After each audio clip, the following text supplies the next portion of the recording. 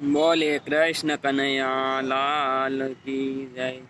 આજથી મિત્રો ભાગવદ ગીતાનો ચતુર્થ અધ્યાય શરૂ થઈ રહ્યો છે। તો બોલીએ જય શ્રી કૃષ્ણ।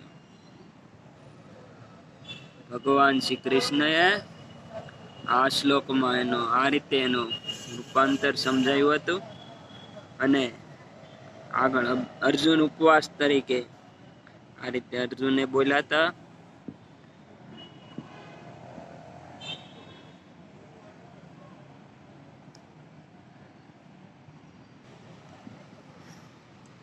ભગવાનનો ઉપવાસ ભગવાન બોલ્યા કે આ રીતે અમારો જન્મ થઈ શકે છે મિત્રો।